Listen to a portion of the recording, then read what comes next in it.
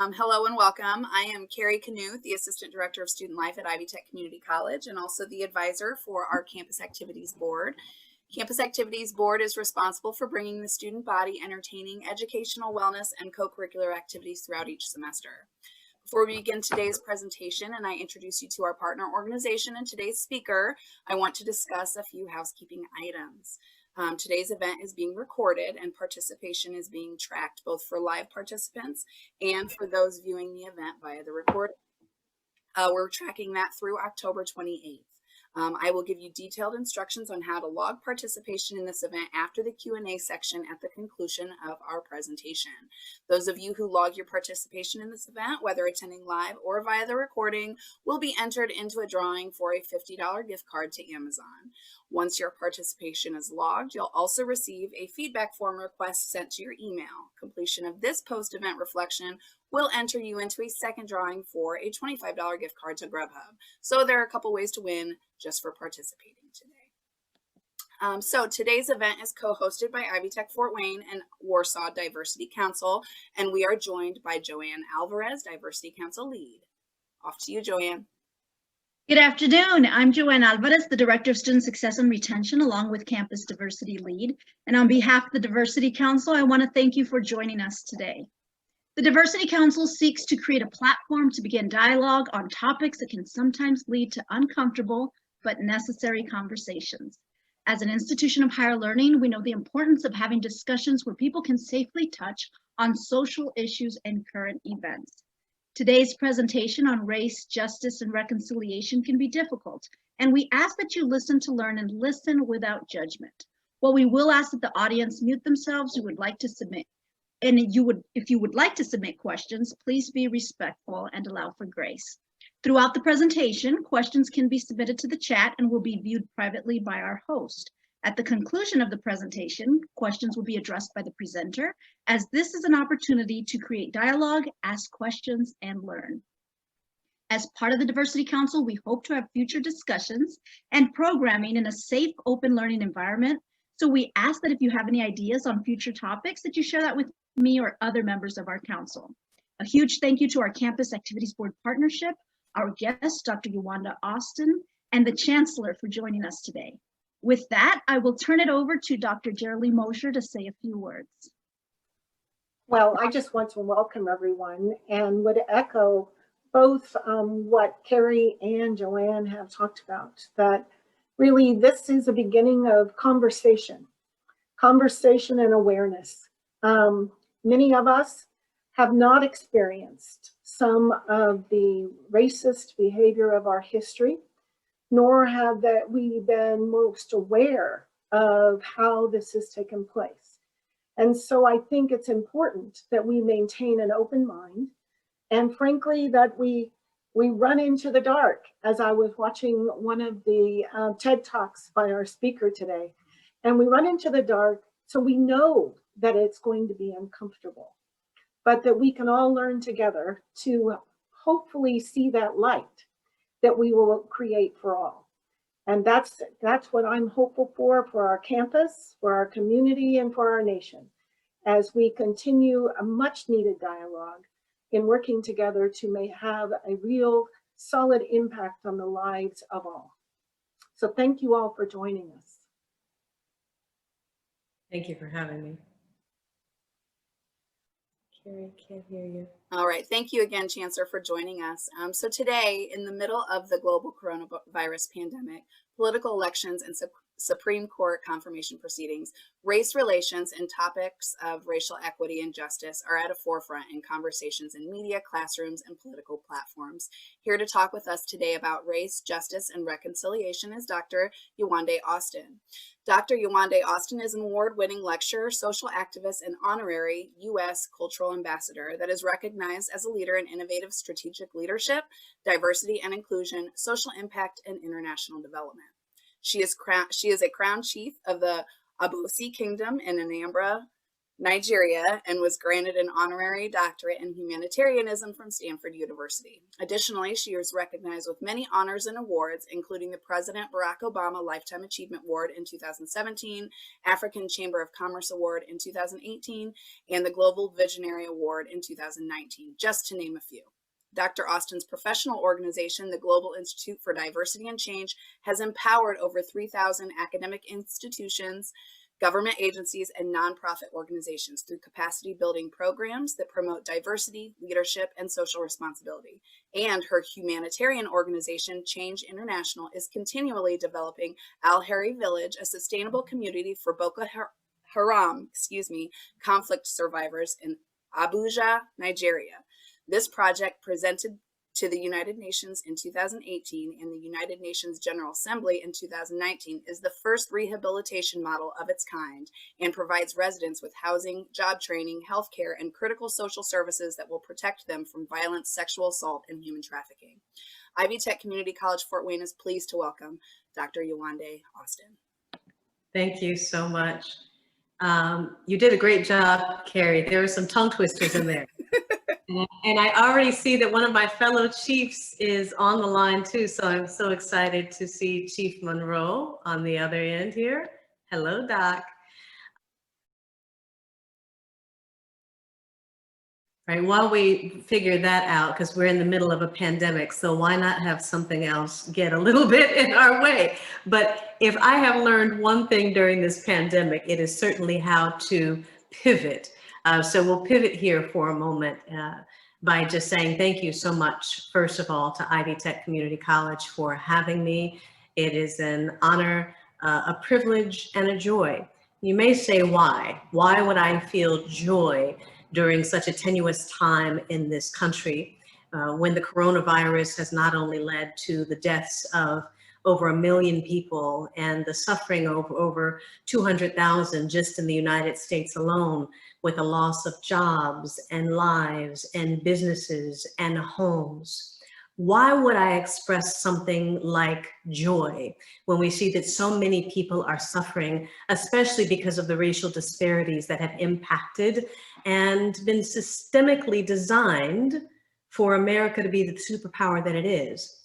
I'm excited because what I've learned throughout my life is that anytime you come face to face with challenge, it's an opportunity for you to create new solutions. This is an exciting time. It's a scary time, there's no doubt. I have shed my tears and eaten a few dozen brownies, trust me, in the beginning of this pandemic, because I too was afraid, like you. I too was concerned that everything that I knew before, that I had worked so hard for, was gone. And the truth is that it is. Life will never again be the same in this country. And that's a good thing. I think that we're all seeing not only how very fragile life is, but because of the tenements that this country was established on, that we have a powerful opportunity to undo the wrongs that have been acted against marginalized communities in this country. That's why I'm excited.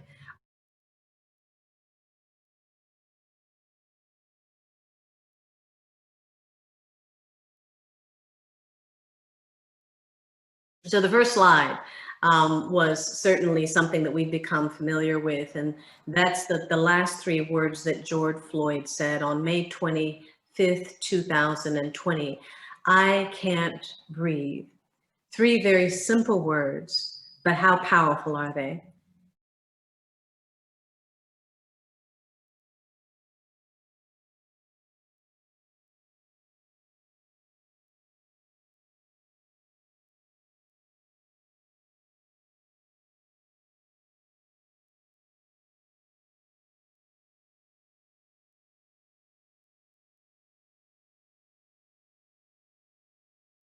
Did you know that Indigenous Americans have 5 times the chance of not only contracting the coronavirus, but dying from it?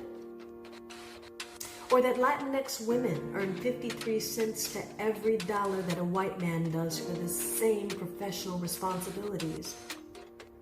You may not know that Black men serve sentences that are 20% longer than white men for the same offense, In real estate, I not only very recently learned that slaves could be used as collateral for purchasing land, and yet most African Americans in this country cannot afford to buy land, and in many parts around the world.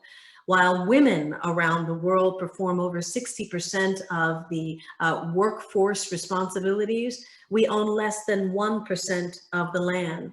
And we can't help but look at our justice system. Justice. For who, we have to ask. Because in our justice system, over 20% of African American men serve 20% longer sentences for the same crimes that white men do. And while Black men only make up 6% of the American population, they account for over 60% of the prison population. We can no longer act, my friends, like race doesn't matter. This pandemic has fueled devastating loss and conflict and destruction, but it's also opened that extraordinary opportunity for change that I mentioned earlier. And you may hear me say it again, because I apologize in advance. I do get excited about change. You know, I think a long time ago, I probably got that attitude from my mom, who saw me suffering when I was a child without a father in my life. And she saw the sadness and sometimes the anger that was difficult for me to express. She taught me two lessons that have become the ethos of my entire life. And that is, you don't have to be defined by your challenges. And secondly, that you can become better because of those challenges. So I get excited about leaning in and teaching audiences how they can play a really critical role in changing some of these injustices. But what I'd like to do right now is take a moment to check in with where you are emotionally, because while most of us right around now, seeing so many of the headlines that we do about the deaths, losses, about police brutality, and the violence that we still see being played out in protests across this country, because they're still going on. Just because they don't show what's going on, you know, sometimes the revolution is not televised. So I want to check in with you all, because in talking about how to create anti-racist systems, we're going to talk about your heart today. So in the chat, I want to find out where you are right now. Just get the gauge of where everybody is. Are you angry? Are you sad? Are you hopeful? Are you feeling hopeless? Let's do a check-in. Hopeful, angry, completely understandable. Hurt, sad. Hoping for some dramatic, I can't see the rest of it, but I'm assuming it's dramatic shift. I can't check in with that right now. Yeah, that's good. That's good. And listen, there is no response to this that is any better or stronger than another. So we have to establish that first. If you are feeling angry, sad, depressed about what's happening in our nation, not only are your emotions valid, but I want to teach you today how to use those emotions to affect change. Anxious, me too. All those brownies, so many brownies I ate. That was the only way I could get it out initially. Even with me as a leader, as an educator, as a motivational speaker, we have seen something unprecedented. And I'm here to tell you that in light of the grim statistics that I shared with you, many of you are probably wondering how you can make a difference. I believe with all of my heart that it really begins with caring.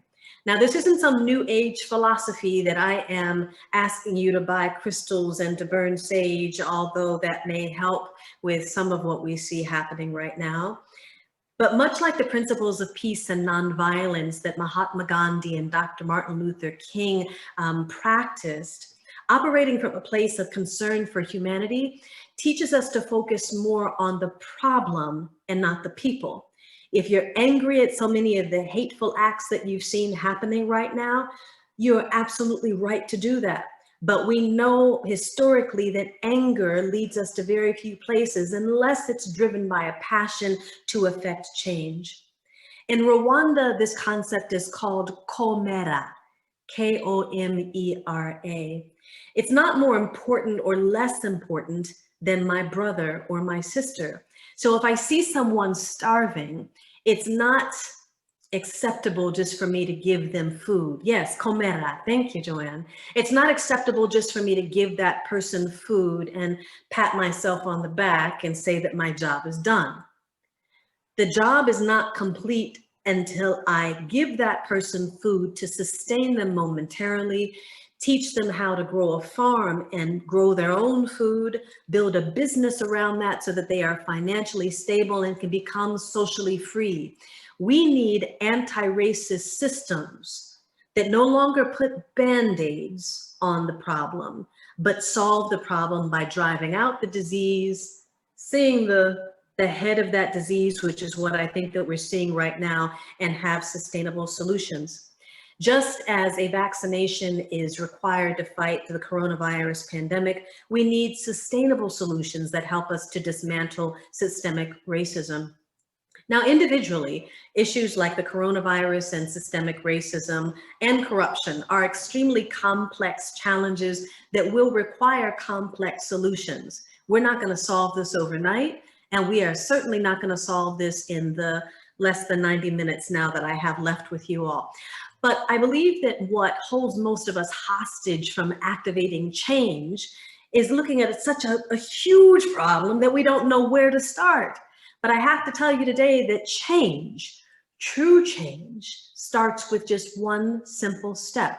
I have developed a framework that I hope it will give you all some tools to fight anti-racism, not only within your communities, in the workplace, in the schools in which you teach, that you can activate immediately. And it's based on a very simple concept of caring. That's collaboration, promoting collaborations with members of historically marginalized populations, where we give ourselves an opportunity to share the power with each other, share spaces that we normally would not feel comfortable sharing, but that we now understand are critical to share, to have that open dialogue that we need to remove the Band-Aid and begin the true healing. A, for accountability. Creating an anti-racist system that holds your peers accountable. And we're going to take deeper dives into each one of these principles a little bit later on. R, for reconciliation. Engaging in those uncomfortable conversations that foster true reconciliation and understanding. And last, emotional leadership.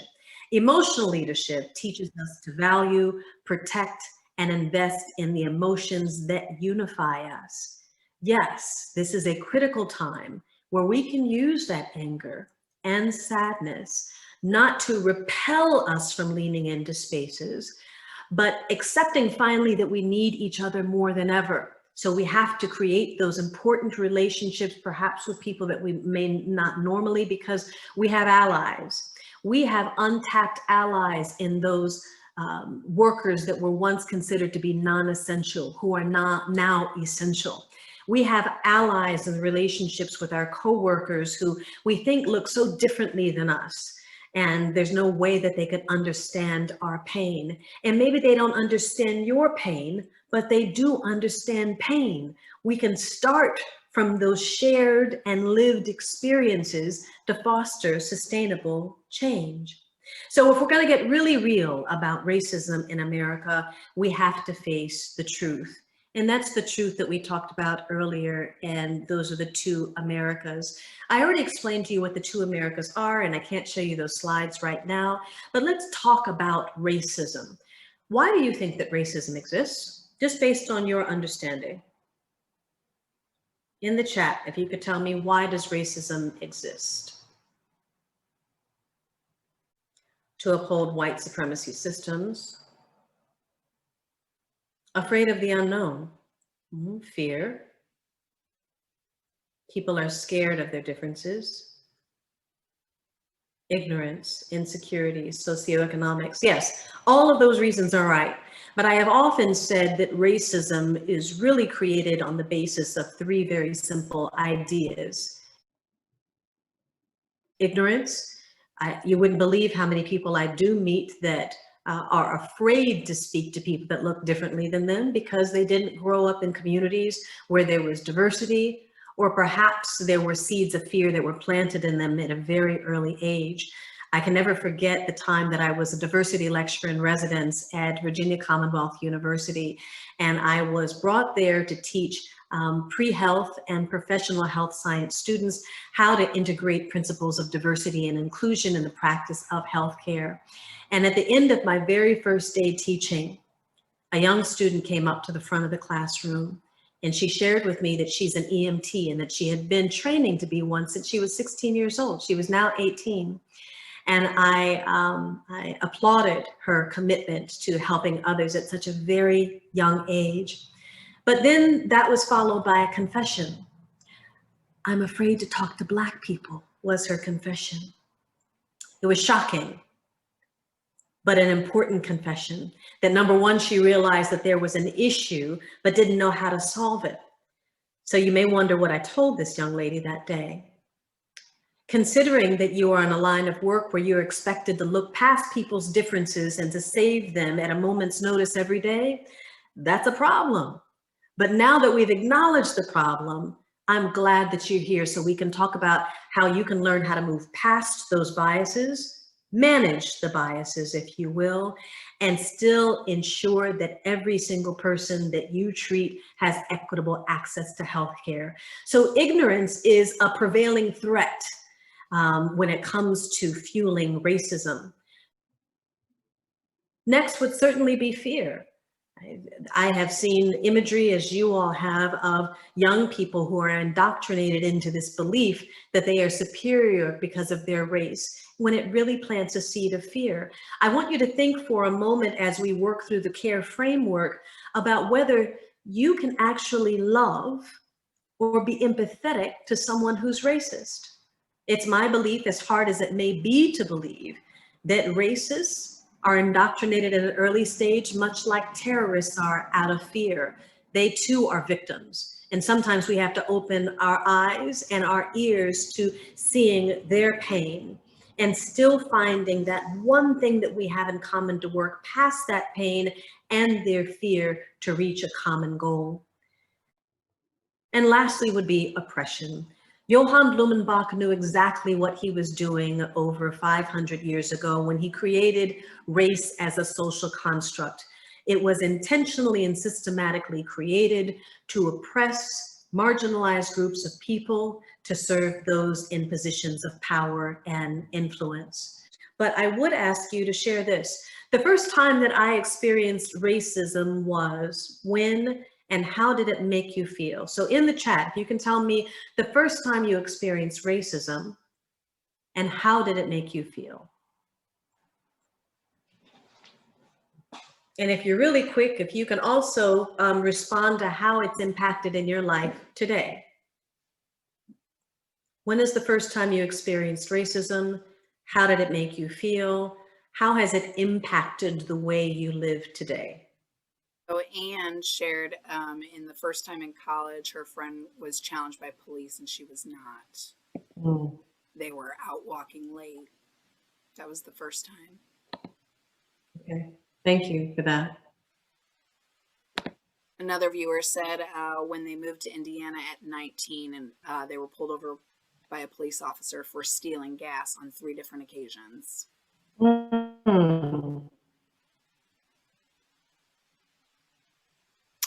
Another viewer said, going to teach a class, an older white male student did not believe I should be the instructor because I could not have had an education.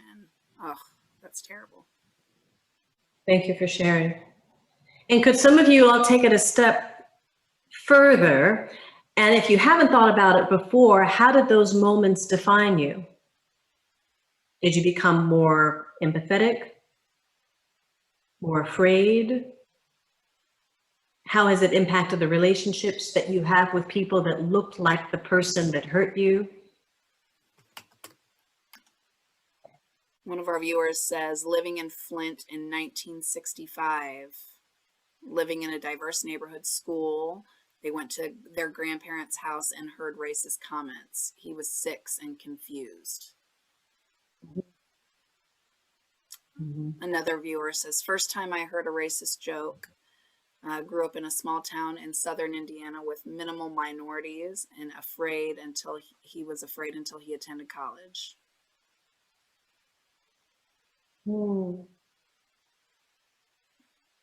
Our instructor that just spoke said that she was challenged to do her very best, and that she's happy she didn't let that define her. Good. You're resilient.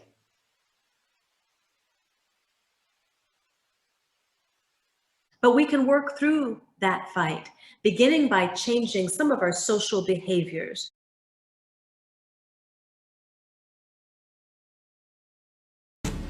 To answer that question, we set up a hidden camera experiment to see if this woman would stand up at the sound of this tone, simply because everyone else is. You might be thinking you'd never go along with this. Or would you?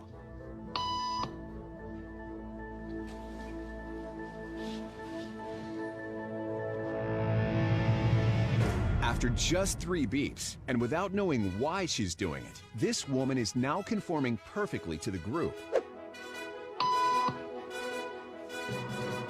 But what happens if we take the group away? Elaine, please.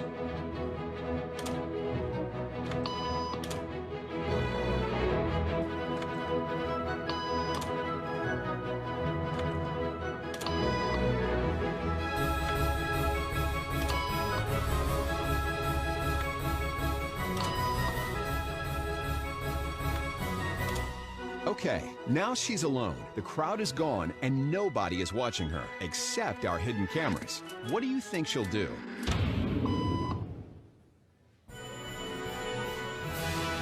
She's now conforming to the rules of the group without them even being there.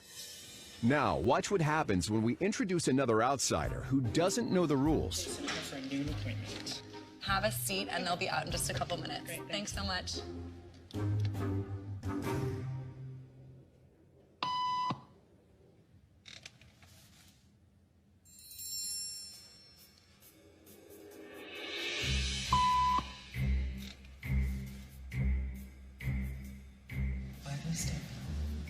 Everybody was doing it, so I thought I was supposed to. Think she'll teach the new guy what to do?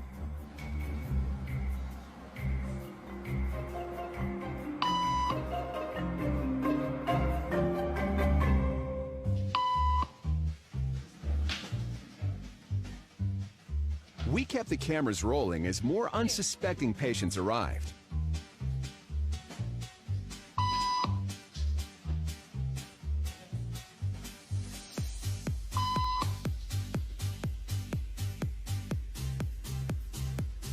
And slowly but surely,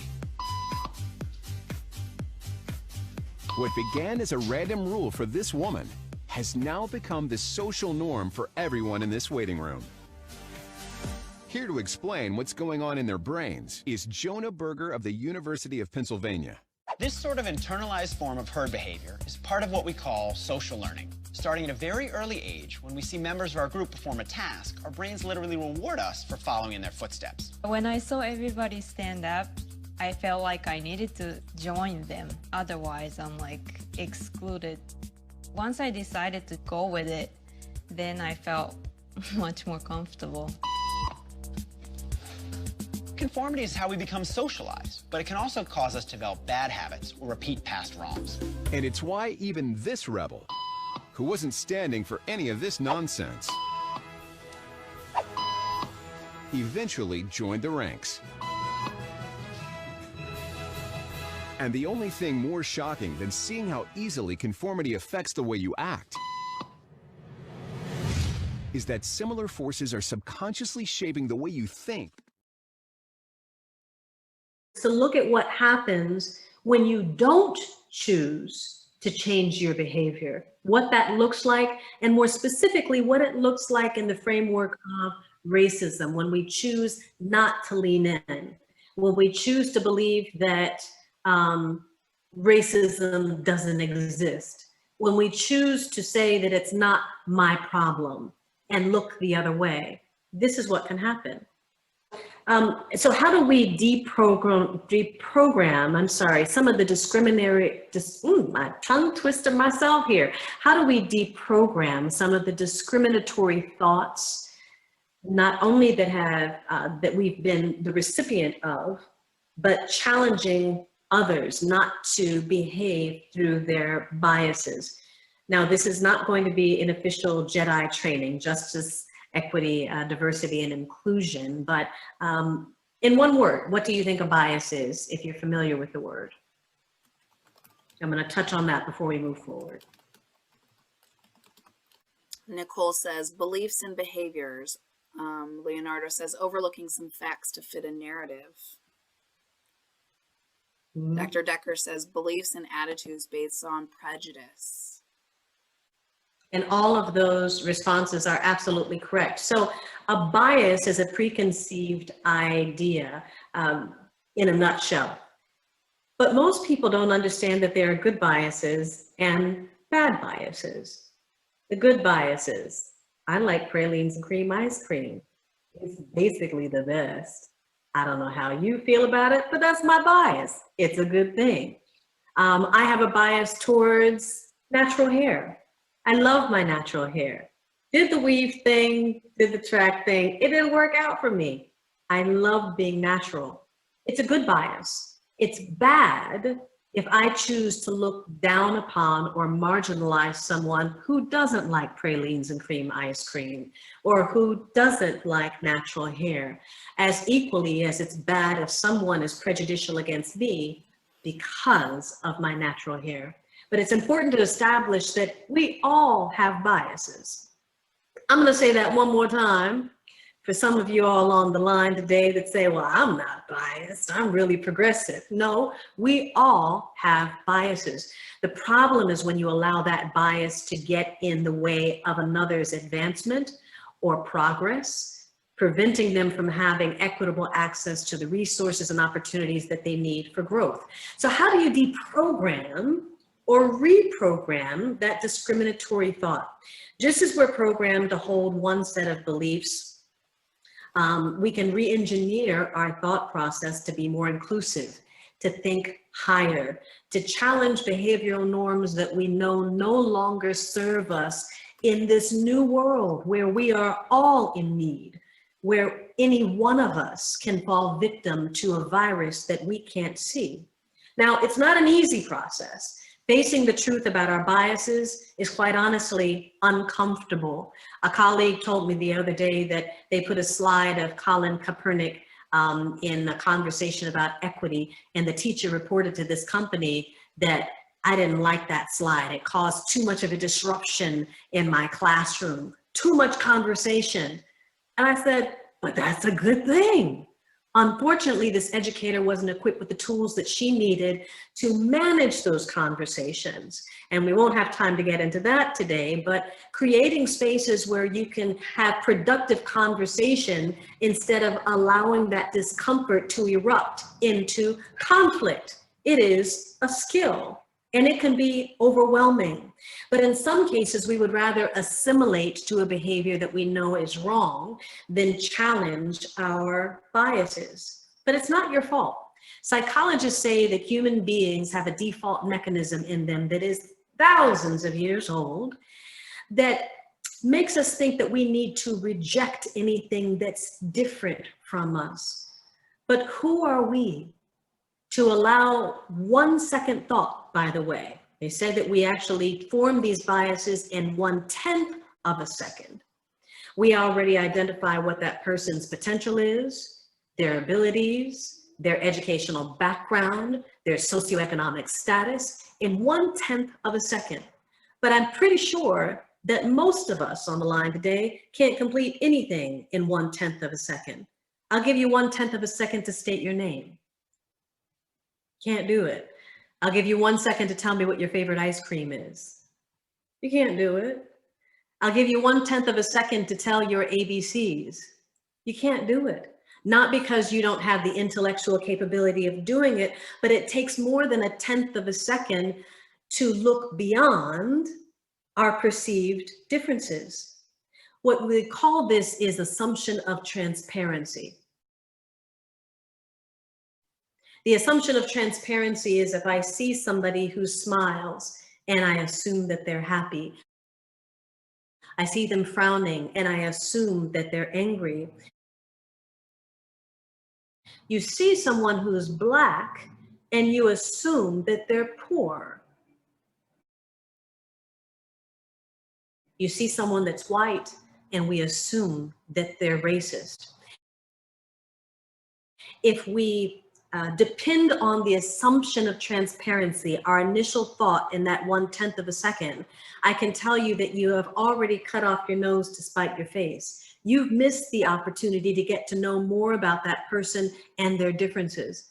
I'll never forget the day that I moved to Virginia to become a diversity lecturer in residence. And I got off that moving truck and was excited to be in the new neighborhood. And I said hello to my first neighbor, who looked at me and turned away. I said, that's strange, but I'll try saying hi to my second neighbor. They looked at me and pointed to the house I was moving into and said, is that where you're moving into? I said, yes, but that's not what I asked you. I said, how are you? Good morning. They turned away and said nothing else to me. Now I'm feeling like the gig is up. I try one more time though, and I say hello to another neighbor. They ignored me and just stared at me across the street. You may guess that they were all white. How do you think that that made me feel? I was afraid. I questioned whether I made the right move in coming to Virginia. I was afraid that my life may be in danger. And as I recall calling the vice president that day and saying, did you set me up? Perhaps this is a test to see how strong my diversity and inclusion skills are. And he said, well, Yewande, why do you think we need you here? And for a moment, I questioned my ability to teach in spaces where I wasn't even welcome. Fortunately, I worked through the biases of others and found my niche and found the space that I could be. But there were assumptions that were made about me that day based on my hair, based on my shape, based on the fact that I didn't look just like my peers in that community.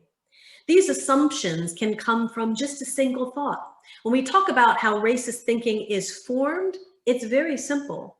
A racist idea begins with a thought that turns into a bias, that can turn into a microaggression against a person, that can lead to a racist behavior, and then an entire system of oppression.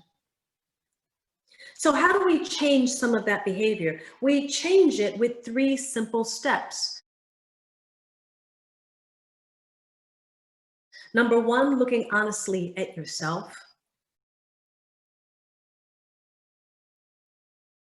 2, identifying what drives that behavior. And 3rd, changing that behavior. Now you say, well, that sounds really easy to you, Yewande. You teach this and you do it almost every day. But how do I begin that process? You begin by changing your mindset. I'll give you a problem, a diet. A surface level thought of dieting would be, I want to get skinny. A re-engineered and higher level of thinking is, my goal is to reach a weight that makes me healthy. Exercise. I want to run 10 marathons. I have the highest level of respect for marathon runners. I am not one. I'm never going to be one. But instead of the goal being running 10 marathons that year, a higher level of thought could be, my goal is to be mobile, to be independent and strong. It doesn't mean you can't run those 10 marathons, but sometimes we are not setting goals for ourselves that are immediately attainable. And then we get mad at ourselves when we fall short. So re-engineering the thought. Bias, I don't see color. A very common thought that I know a lot of European Americans have about diversity, but not seeing color is not the goal. That is a surface level thought that is really discriminatory, because what you're saying is that your color doesn't matter. but color does mean a lot to certain communities. Hair, shape, size, dialect, these are all a part of a value system that define who we are.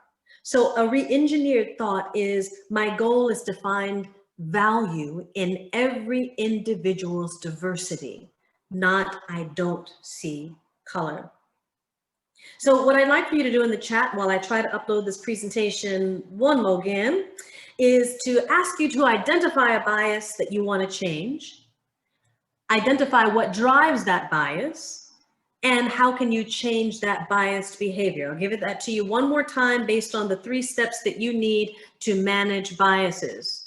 Remember, number 1, we're looking honestly at ourselves. 2, we're identifying what drives the behavior. 3, we are changing the behavior. So in the chat, I need you to tell me one bias that you'd really like to change. I'd like you to take a deeper thought about what drives that bias. Was it a conflict that you had when you were young in your home or in your community? Was it perhaps an idea, a seed that was planted about someone in a marginalized group in your home that planted that bias? And what's one actionable step that you know that you could take to change that behavior? All right, so I'm going to give you just 2 minutes to work on that while we give this one more again. Dr. Austin, there's a couple questions. Okay. Would that be their own bias that you would like them to describe? And can you give an example? Sure. So I have a bias. What's one of my biases? I have a bias, true story. I have a bias about people who misspell a lot on social media and don't check. That's not right. I didn't say it was right, right? We said biases could be good or bad, but I really want you to identify a negative bias. So why do I have that bias? If I'm to take a deeper, am I the only one? I know some of y'all are laughing. I'm not the only one. If I were to take a deeper look at why I have a bias about people not checking information, number 1, it's public domain, and I work with a lot of educators and senior level professionals. I'm saying, but don't you care about your reputation that you can't spell, or you're not saying T-H-E-I-R versus T-H-E-Y'-R-E, right? But I think a lot of it comes from the way that I was raised. And the perfectionist habits that Carrie and I have confessed to each other that we're in recovery from. And that I have to remove myself from feeling like everything has to be just right and be okay with being messy sometimes. So how can I change that behavior about that bias? And that's to be thoughtful, that maybe someone was in a hurry and they didn't double check their spelling. And that certainly does not define all of who they are. Does that help? So somebody said evangelical Republicans, the behavior and beliefs of some, and she could be more open and, I just lost it, sorry, be more open and less judgmental. Okay, thank you. Someone else's bias that Christians are closed-minded and oppressive. As a child, she was surrounded by Christians who befriended her with the sole intent of saving. And to get to know people as individuals before shutting them down and making up my mind before speaking with them. Thank you for sharing. So we're not going to play anything yet. People who don't push their chairs in. Okay, I can understand that.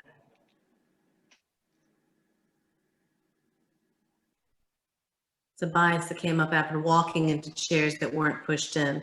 Not sure how to get rid of this bias, honestly. Well, if the person is there, I kindly say that's a bias I have too, because I think it's thoughtless, right?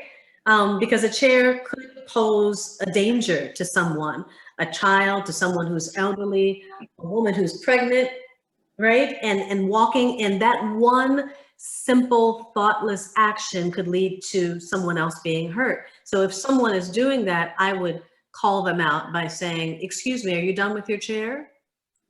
Push it in for them and say, I just wanted to make sure this was pushed in so that it's safe, so we have an open aisle. Just a little suggestion with a smile, Because anger is not going to get you too far. Rich people have easier lives. Money and material objects are glamorized. Living as a minimalist. Right. So rich people have easier lives.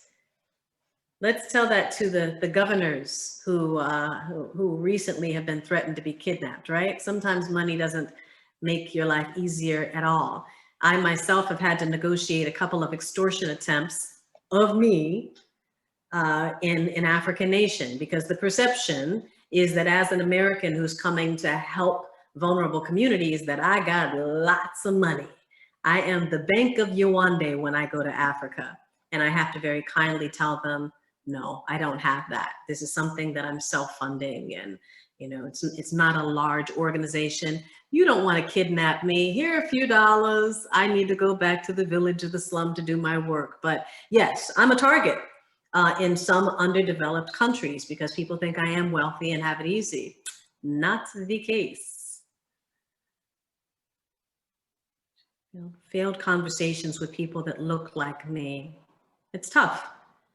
Work on having difficult conversations and develop better conversational skills. We're going to get there, Todd. We're going to get there before this presentation is over. And so when we talk about biases, I want you to answer one more question for me. I don't like painted long fingernails for environmental reasons. That's legit, Anne. Thank you for that. Also health, what's under there, and tend to snap judge people who have them. Yeah. So these are all legitimate. I want to today legitimize your biases. Having those thoughts are perfectly normal, but what we have to do is check ourselves on those thoughts.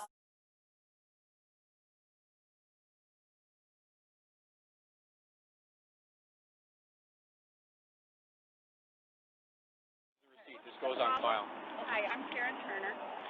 Hi, I'm a resident. There you go. It's fine. I don't need that. Okay, fine. I'm Karen Turner. You're just here as the rider, right? No, I'm not. Okay. I'm here as a concerned citizen and friend of the mayor, and been in Tenafly for 20 years. I take full responsibility for them. And what is the reason they were pulled over? The driver has all the information. He'll tell you. No. I need to know. No, you don't need to know. That is my business card. I am the commissioner of the Port Authority, and I'm heading up over 4,000 police officers. Okay, so if there's a problem, I think I have... There's no problem. Well, I think there's a problem. It's an unregistered vehicle. Okay, let's hear, why were they pulled over, first of all? Miss. Now, don't call me Miss, I'm Commissioner. Thank you. This is impacting me because I got 4 people who are coming back to my house, including people who live in New Haven attending Yale Graduate School, a PhD student. It's more of the way you just approached me and your demeanor. You know what? Okay. I'm being honest with you. I want to know why. I just don't appreciate your demeanor. I don't You're being appreciate... very demanding with me. No, I'm stating asking based you. off of your position I'm asking in another you. agency, I'm asking whatever it may you. be. I mean, you have a business card with credentials. Times. I don't know you. I just met you a minute ago. I'm very disappointed in the way the two of you are acting. Just for safety reasons, this is a high-speed road. I think we should all get off of the road. It's a little bit dangerous for us being out here as long as we were Thank anyway. Thank you for your concern with my safety. Okay. Can't put together a sentence of what the problem is. Now? Are you finished, ma'am? I'm shocked. Are you I'm finished? shocked and very disappointed. Thank you for your help. You may take them now. You may not tell me when to take my child. You may shut the up and not tell me when I may take my kid and her friends. I will be talking to the chief of police. Please. And I will be speaking to the mayor. Badge number 540. I got all your information, Okay. sweetheart. You can't put a sentence together. That's shameful. You know what, Matt? This isn't going to go down nicely. Over to a vehicle that's lawfully being impounded? Because I want to know I where don't know it's what you're going. Doing. The driver was advised where it's going, as was your daughter. Not. Your daughter was very nice as well. She asked and I told her. Guess what? I'm not so nice. And you can tell that to everybody, and it's fine. Okay. And the police have all been in my home, and in my second home, and in the third home in Tenafly. I don't see how that's relevant, but to this situation.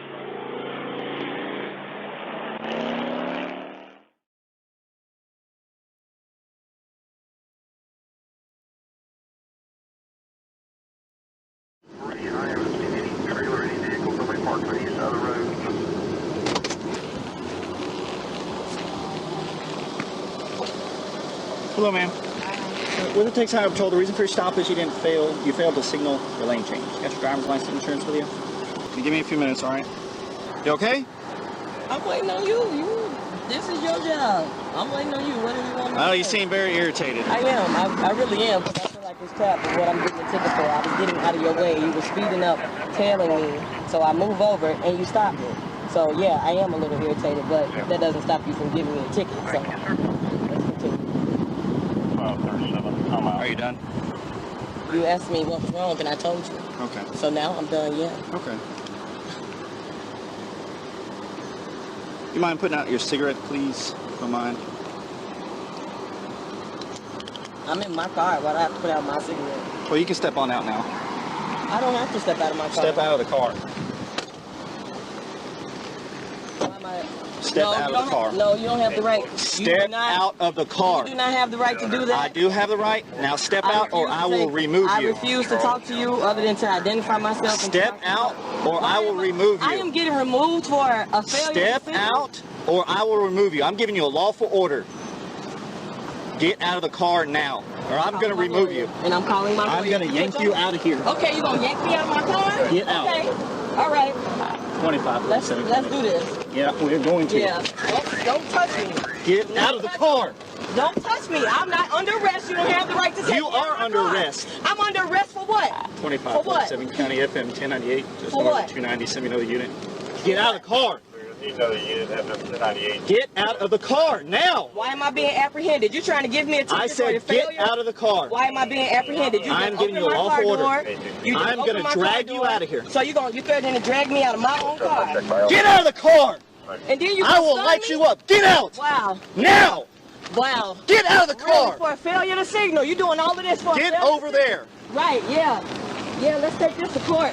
Let's do Go it. ahead. For a failure to signal. Yep, for a failure to signal. Get off the phone. On my school. Get off the phone. I'm not on the phone. I have a right Put to your record. phone This is down. my property. This Put is your my phone property. down. Sir? Put your phone down. Right now. Put your phone down. For a f***ing failure to signal, my goodness. Come over here. Y'all are interested. Come Very over here now. You feeling good about yourself? Stand right here. You feeling good about yourself? Stand right For there. a failure to signal, you feel real good Turn about around. yourself, don't you? Turn around. You feel good about yourself, Turn don't you? around now. What are you? Put your hands Why behind your am I back and being turn around. arrested? Turn around. Why can't you tell me I'm why giving you a lawful order. I will tell Why am I you. being arrested? Turn Why around. won't you tell me that part? I'm giving you a lawful order. Turn around. Why will you not tell me You are what's not going complying. on? I'm not complying because you just pulled me out of my car. Turn around. Are you f***ing kidding me? This is some bull. Hands behind your back. Because you know this is straight bull. You full of straight.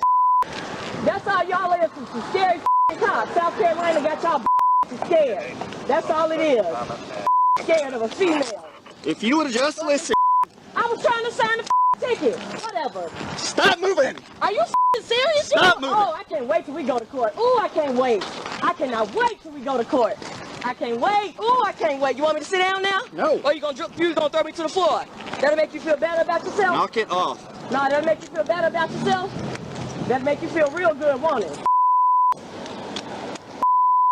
For a failure to signal, you doing all of this. In little ass Prairie View, Texas. My God, they must want. You were getting a warning. Until now, you're going to jail. No, I'm getting for what? You can come For read. what? Come read right. I'm getting a warning for what? Stay right here. For what? Well, you Stay just right pointed me over there. I said stay right Get here. your mind right. Let me. Oh, I swear on my life, y'all some a cop for a signal. You gonna I got take her me to control. jail? She's in handcuffs. What a. What you about to break my wrist. Stop moving. I'm standing still. You Stand keep right moving here. me. God damn it. Stand right there. Don't touch me. For a traffic ticket, you doing all this bullshit.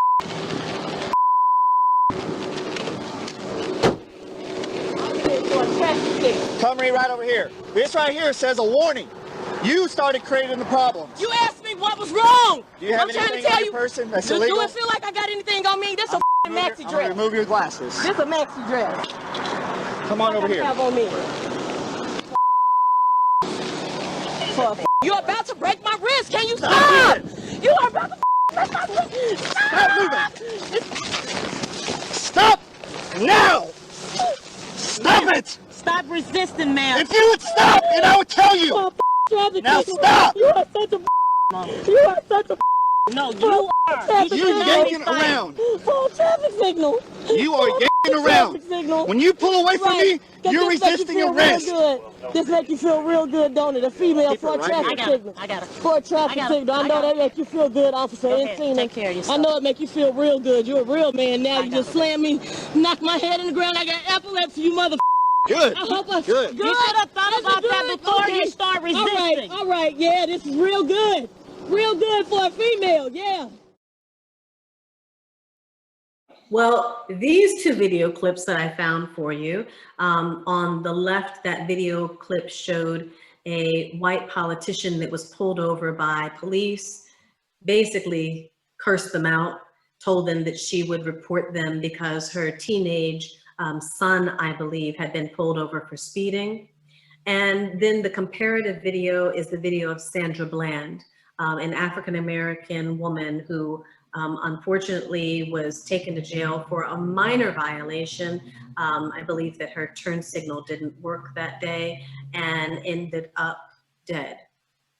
But the way that the police treated Sandra Bland, this African-American woman, compared to the white politician were remarkably and clearly very different.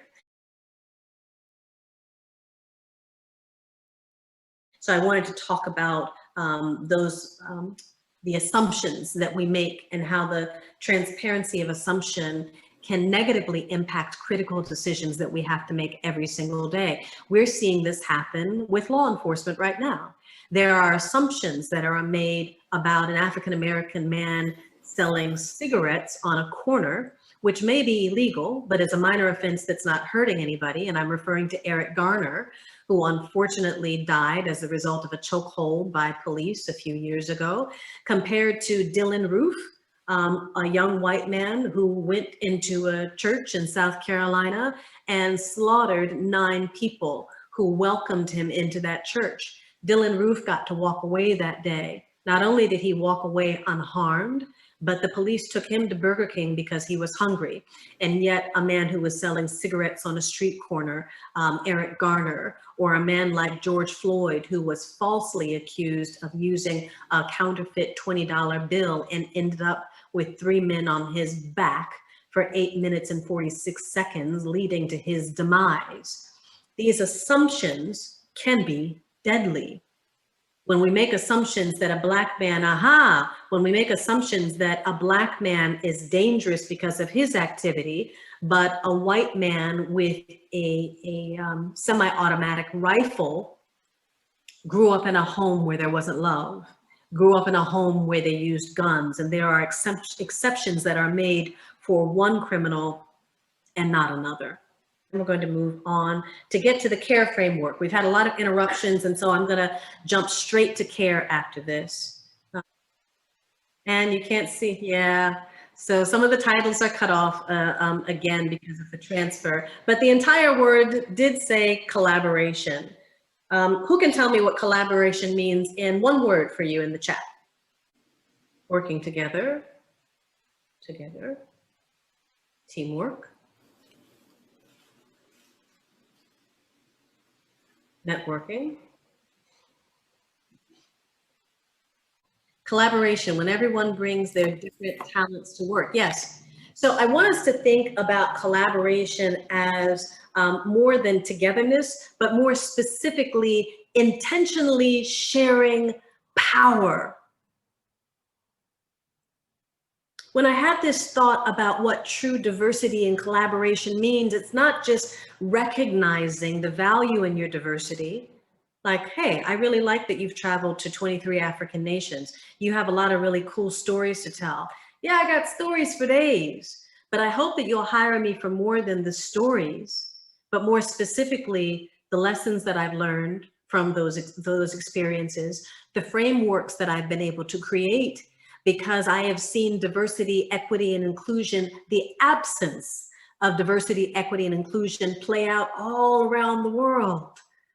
You know, in America, it's interesting to me sometimes how when people want to hire me for having these domestic conversations, they say, but you've done so much work in Africa. Are you really equipped to do this? Yes. The same people and the same problems that exist in America exist in Africa and Europe and Asia. And because I've had all of those diverse experiences, it allows me to create frameworks that are effective for all human beings, no matter where they are. It has taught people that I work with how to share power. How do you share that power? If you can go to the next slide, please. Becoming an ally. You got it. Let's go one more. This is one way that we can foster collaboration. One more slide, yeah. So becoming an ally, first of all, by being empathetic, understanding and respecting another's experiences. One of the toughest times to be empathetic would certainly be in the midst of conflict, which our country is experiencing on a number of levels right now, right? Because if we're to be really honest, we're in more than a double pandemic, but probably more of a triple. We're fighting a virus, we're fighting racism, we're fighting political corruption in a country that has become divided because of our lack of empathy, understanding, and respect for each other. So to put yourself in somebody else's shoes allows you to respect their differences and even the challenges that they have overcome, to be empathetic to those experiences. Next. Emotional intelligence. I can't tell you how many times, I'm sure you all have had similar experiences, where you feel like you're having just a normal conversation and you say that one thing that turns the whole conversation into a debate or an argument. Am I alone? Yes, no in the chat. I've had probably more of those conversations. Yes, I see a lot of head nodding. And you're saying, what just happened? Yes. What just happened? Am I talking to the same? Are we talking about the same thing? What just happened? But sometimes we have to pull ourselves back from that emotional intensity. That initial visceral response is, how dare you? And who do you think you are? But to say, especially during a time when we're going through so much conflict internally and externally during this pandemic, what's wrong? Emotional intelligence teaches us how to gather the information that we need to make informed decisions about our next steps. What's wrong with you?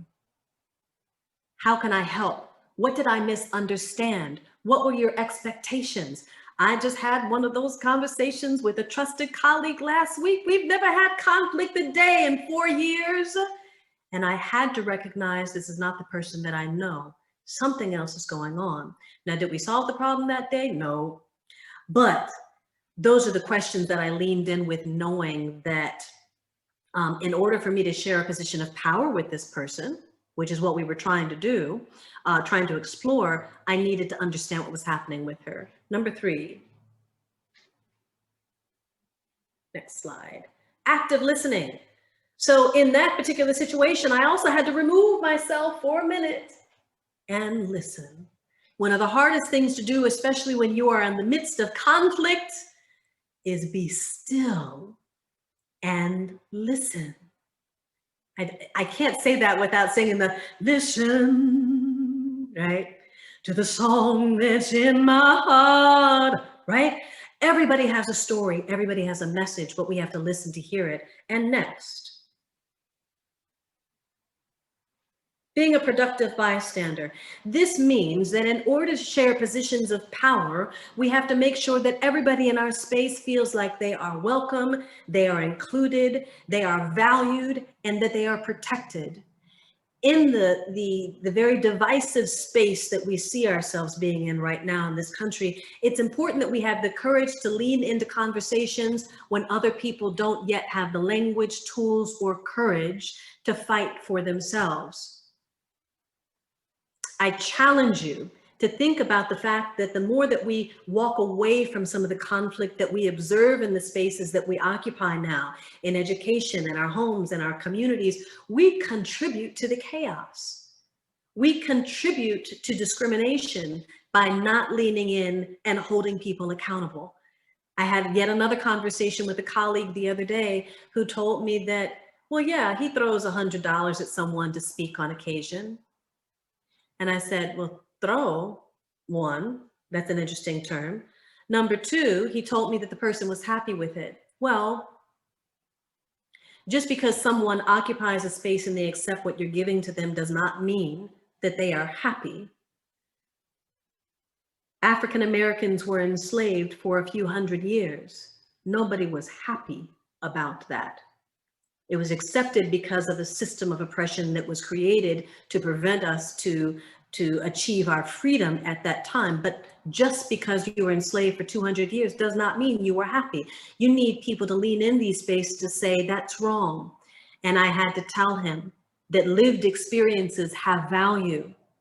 Paying that man $100 for his services is not acceptable when it comes to hiring practices, right? And it was uncomfortable. It was an uncomfortable conversation, but I had to be a bystander for that person who does not have the courage to not just accept the $100 that was thrown at him versus more of what he was worth. And next, negotiation.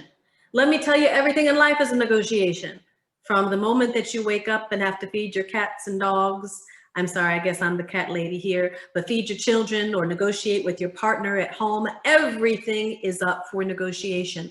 What we cannot negotiate, and I should say, because everybody has some intention in the relationship. You have to be able to discern very quickly whether someone has a negative or positive intention, but that's a whole nother lecture. But everything is up for negotiation. But there are some things that are not up for negotiation. When you are becoming an ally, it is not up for negotiation to discredit somebody because of their ethnicity, to discredit somebody because of their race or their economic standing. As soon as you have put a value on someone's difference that is less than yours, you have already lost the game. Next slide, please.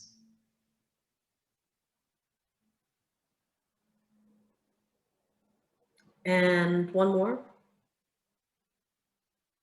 Accountability. I promised you it did say accountability. Today we have accountability, okay? Accountability. What does accountability mean to you in one word? In the chat, please.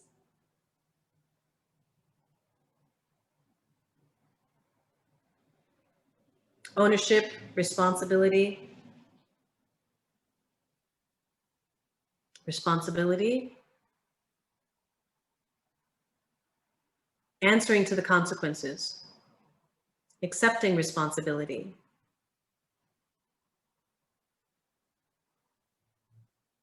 Very good. Now, how many of you all know what's happening in this image that I have featured here? Yeah? If you can put it in the chat if you know. I do, Todd. Okay. Okay, so I'll go ahead and explain to you. I think so, Sherry. Okay. At the height of protests in America, this absolutely powerful moment happened. Yes, Nicole, thank you. A powerful moment happened where this group of Black men decided to protect a police officer because there were other people around them that wanted to attack him.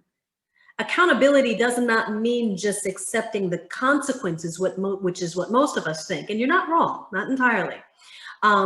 Accepting the consequences for a negative action. Sometimes accountability can mean I choose to stand in the gap when nobody else will to protect somebody else. Much like the conversation that I had about equitable compensation.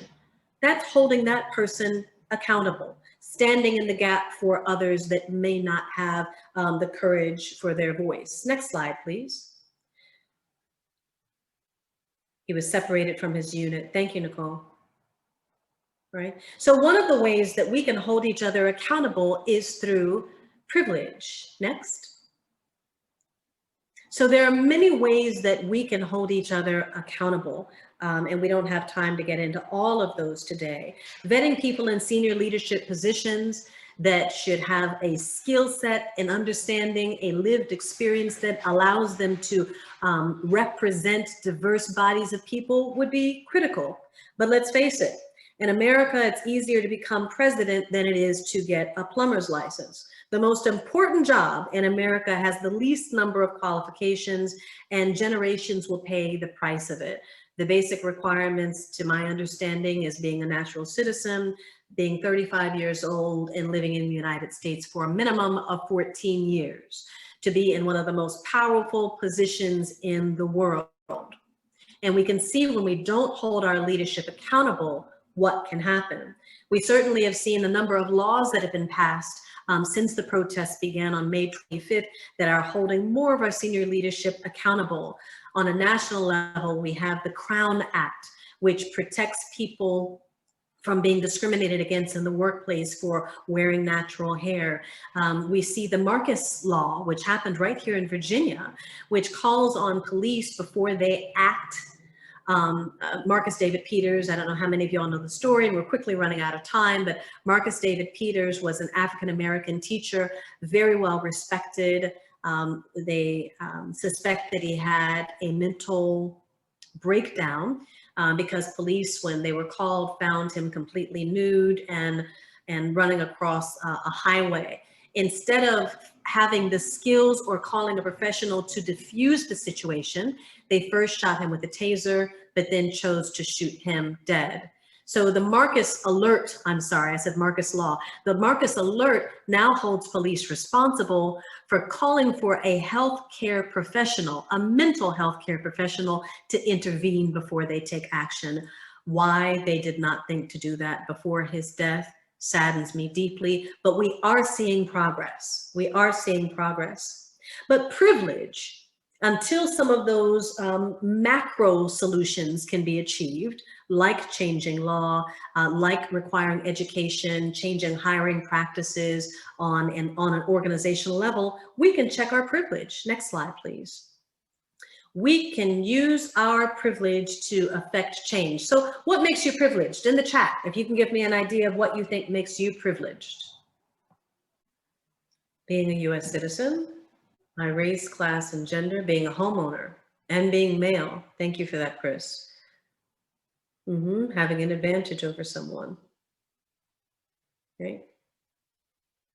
So in America, coming from a two-parent home, absolutely. In America, the conversation of privilege is normally rooted in white privilege.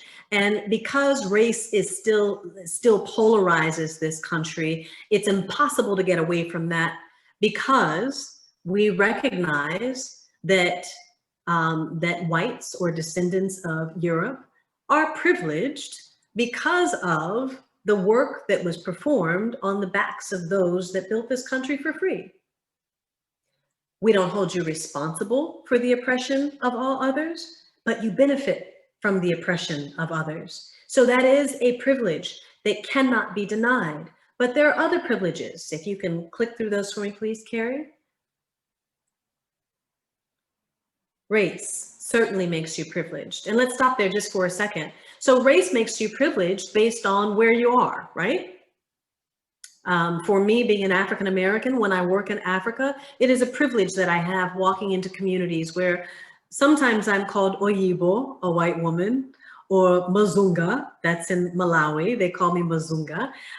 But there's enough evidence of me being African American that they can tell that I am a descendant. 30% Nigerian, by the way. I'm very proud of that. That offers me privilege going into spaces with complete strangers that don't perceive me as a threat, but as someone who has come to help.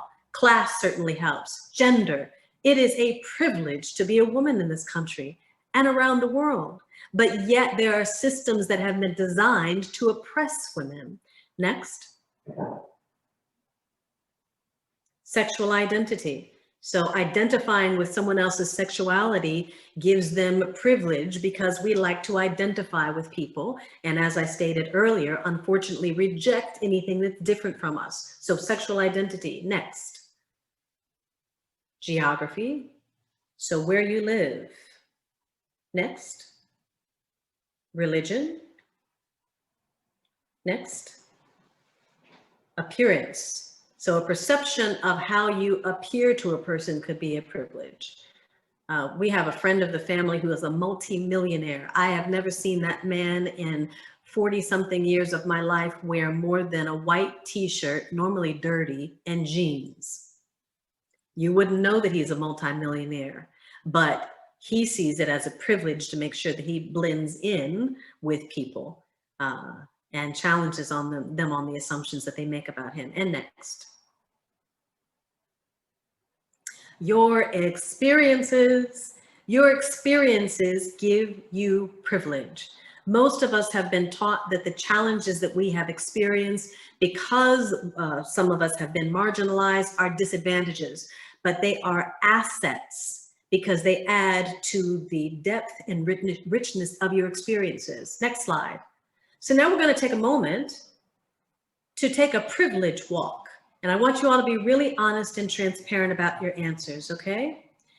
I'm going to give you a list of 10 statements. If you identify with them, if you experienced them at some point in your life, I want you to give yourself 1 point. If you didn't, give yourself 0 points. We're our own virtual privilege walk. The first statement is, I grew up in a household with both parents. And you're just going to tally these up for yourself. Give yourself 1 point if you did, 0 if you didn't. I could eat 3 meals every day as a child. 1 point if you could. I've never been diagnosed with a learning disability. 1 point if you've never been diagnosed with a learning disability. I've never had one or both parents in jail. I've never experienced abuse. I've never experienced homelessness. I've never received financial government assistance.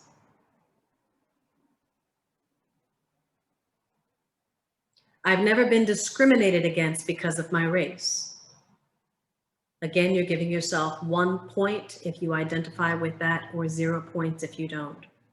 I've never been questioned about the color of my skin. I've never been questioned about the texture of my hair. I've never been discriminated against because of my faith. And I've never been sexually harassed. Want to give you just a few seconds to add those up. And in the chat, if you had more than 5 points, if you can give me those numbers in the chat.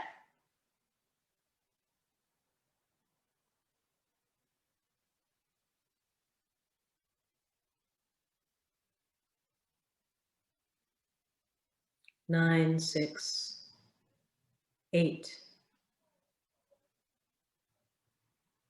7, 5, exactly. Okay, so for those of you that had a minimum of 5 out of 10 points, I have good news for you. Your privilege is above average. You have been blessed with having access to the resources that you need to achieve the American dream. That's more than 50% of the global population. This also means, though, you don't get a free ride. Because you were blessed with those experiences, you have a responsibility to help others who are less privileged. Now in the chat, for those of you who had less than 5 points, if you can share what your score is.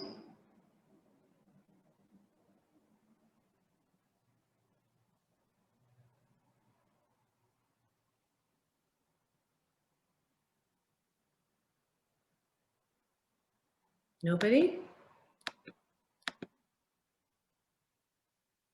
Less than 5 points. No shame if you did.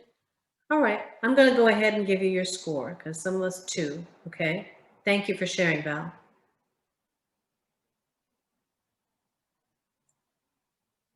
This is not easy. I told you this was going to be a little bit uncomfortable, but in that discomfort, I promise you we can find solutions.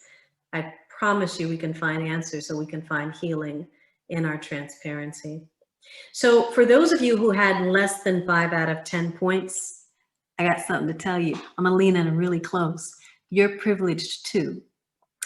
Nobody may have told you that before, but if nobody has told you that before, I want to tell you why you're privileged. You are privileged because you have developed a very specific set of skills based on your survival, based on the hope that you had that you could create a better life for yourself and your family for, thank you, tomorrow.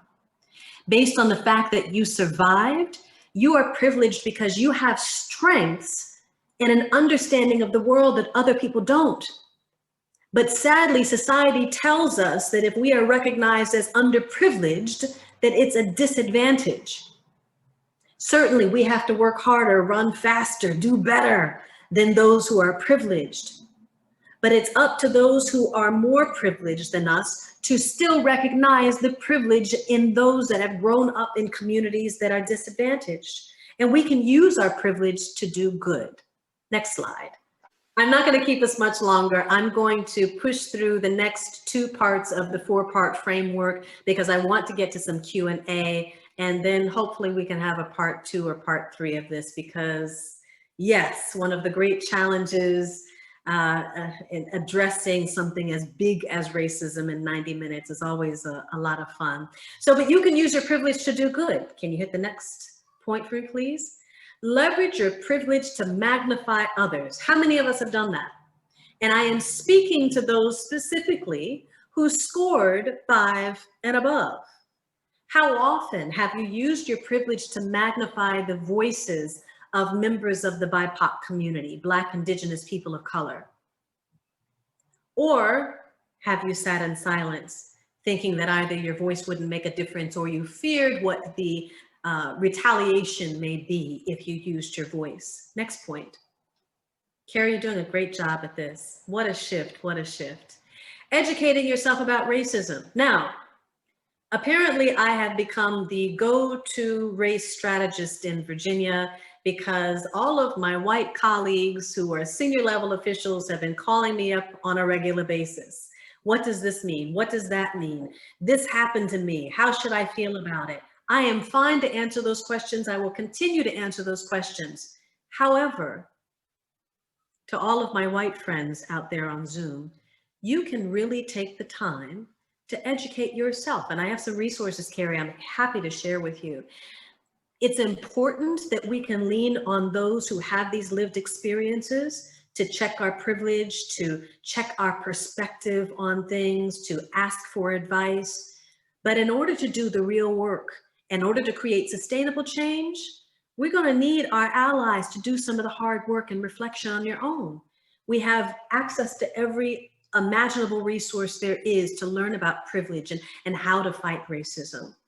So in between our sessions together, you can take the time to read a book or watch a documentary or watch a film that educates you about some of those uncomfortable spaces that so many of us have existed because of an oppressive system that was systemically designed for the control and oppression of others. Next point. Teaching white people about how racism is a barrier to success. That means that we need our allies to teach others with the information you've been given. I hope that today, while we have only touched the surface of how to fight racism, that you take some of these points and awareness of yourself that you have learned and teach others how racist behavior or ideas, even beginning with something as little as a bias, can become a barrier to the success of ethnic marginalized groups of people. Next point. We can also use our privilege to commit to listening to the voices of others. So as I indicated in our talk about privilege, because you are more privileged does not, my friends, mean that you are more knowledgeable than anybody else. I have learned some of the greatest lessons in my life from people who live in villages with no formal education, with no power or running water. If you take the time to listen and be still and value and validate someone else's experiences, you will find another level of understanding within yourself. Next point.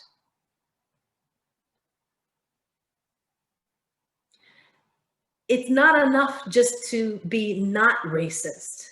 I'm not a racist. We need you who are privileged to be more actively anti-racist, to stand in the gap for others that don't have the voice, courage, or position to make sure that their needs their fears and their challenges are heard and integrated into some of the macro solutions that some of you on this call are in positions to activate. But you haven't activated them because you haven't been taught the anti-racist leadership strategies you need to include into your organizational development. This is not being said to shame you, but raise awareness about the fact that not being racist is no longer enough. Next point.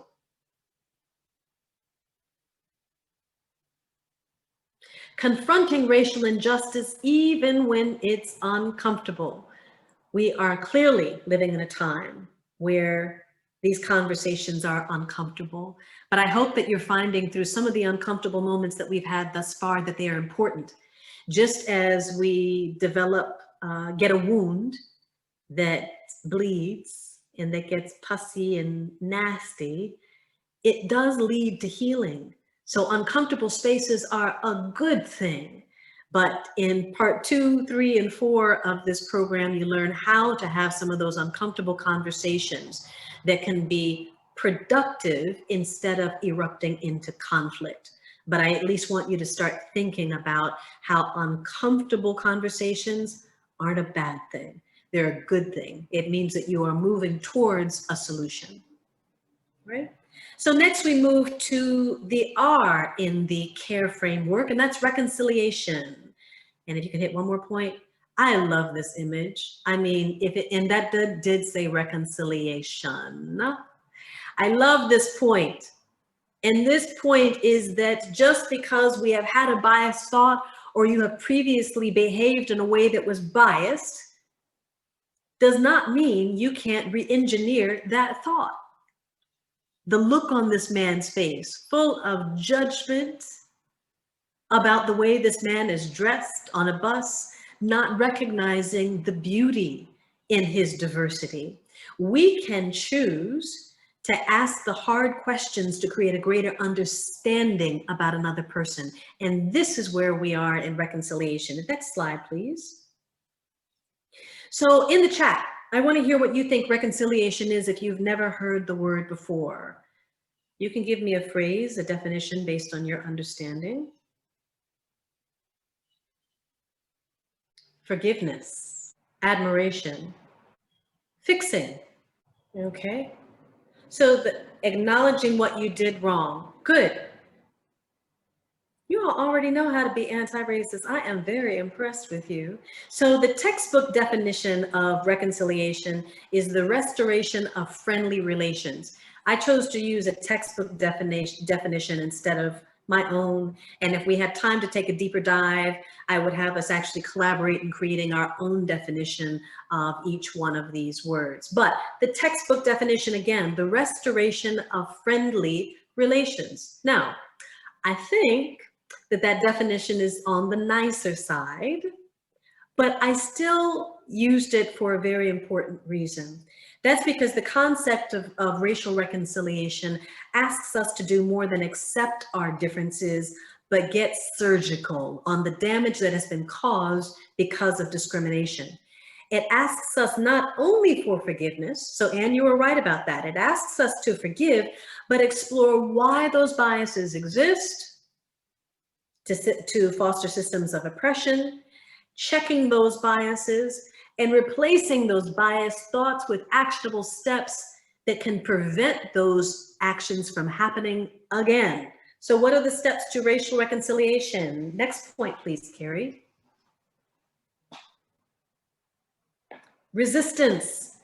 It's not enough for you just to teach somebody that a thought is wrong, or more specifically, that a thought is destructive, but to stand with them in their time and need.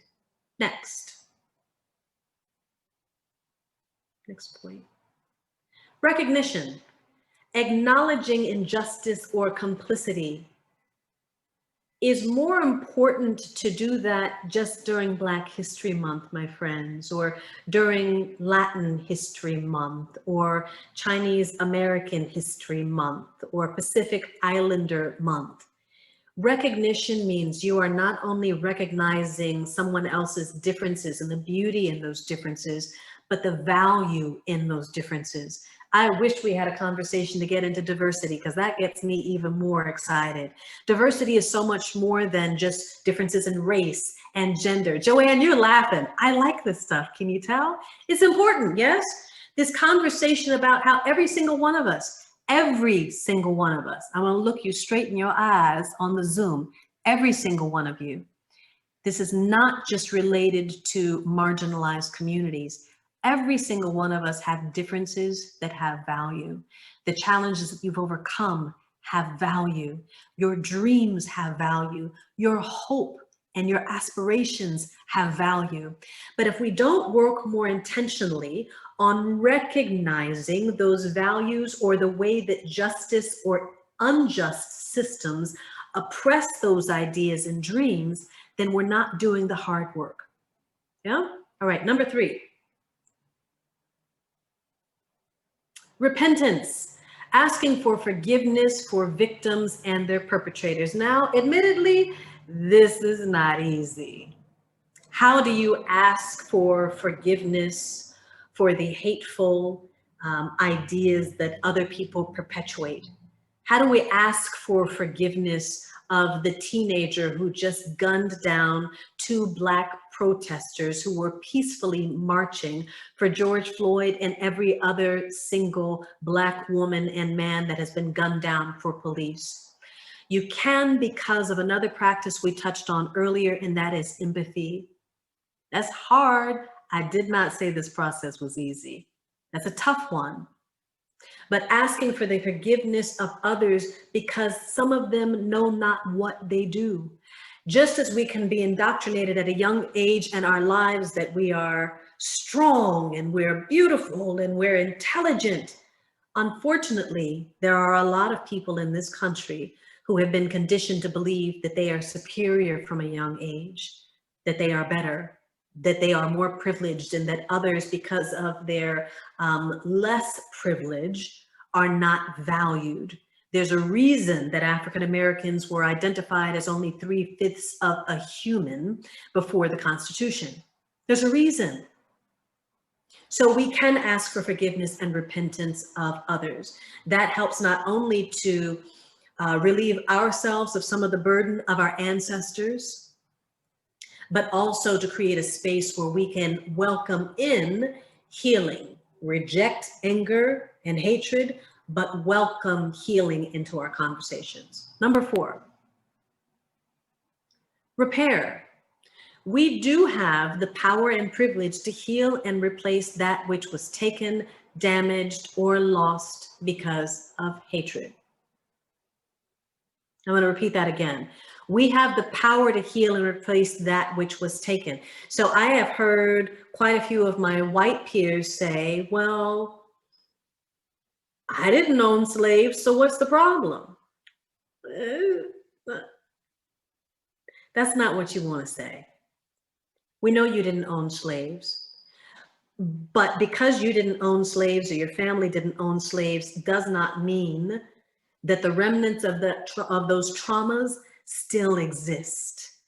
Intergenerational trauma is an understanding that members of the BIPOC community still suffer today on a physiological level because of the suffering of their ancestors. It's a scientific fact that on a cellular level, that slaves that were beaten or raped 400 years ago, that descendants of those slaves still have a visceral response to behaviors that may trigger a memory or a thought because of the suffering of their ancestors. So you can very systemically and intentionally, in your positions of leadership and education, make sure that in your curriculum, in your hiring practices, in the events that you hold to connect to your employees, that you can address issues that will fulfill or replace that which has been taken away. Number 5, reconstruction, rebuilding a structure around that which was destroyed. So let's talk about education for a minute, since I'm speaking to some of my colleagues at an academic institution. If we had time to get into societal factors that fuel racism, one of the top ones would be education. Our educational system is still flawed.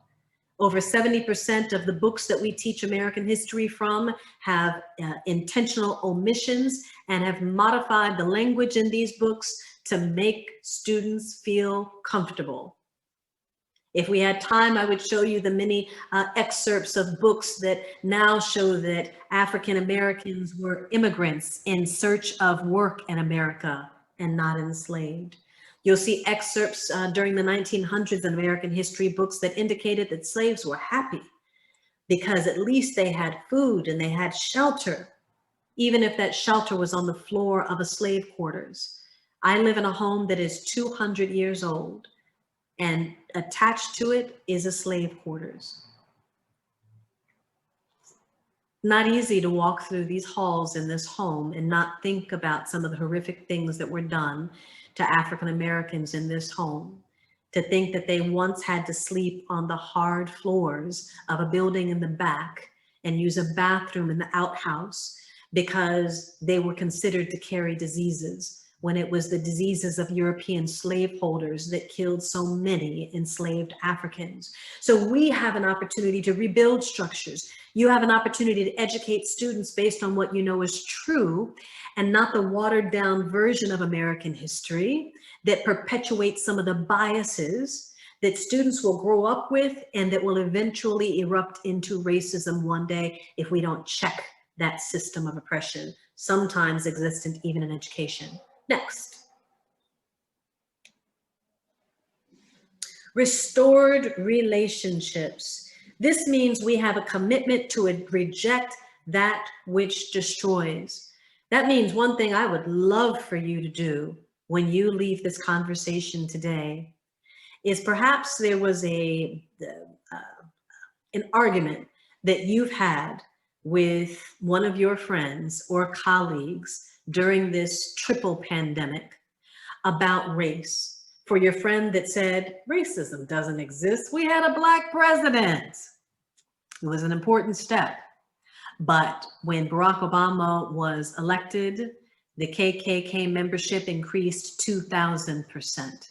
So while a majority of America welcomed the first recognizable or identifiable Black president, it also unearthed a lot of conflict that we're dealing with today. That friend who said, I don't understand why they're tearing down those monuments. Why do they have to be destructive?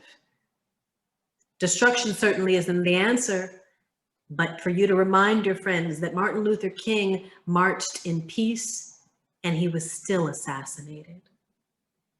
For you to have that conversation with your friend about maybe what their political beliefs are, and understanding that this election at this time in history is not about political affiliation, but making sure that we have leadership in office that will respect the rights of every human being in this country. So we do have the power to restore some of those relationships, even if you unfriended and blocked that friend. I know you did it, I've done it, but I undid it. I undid the friendship. I'm friends with them again now.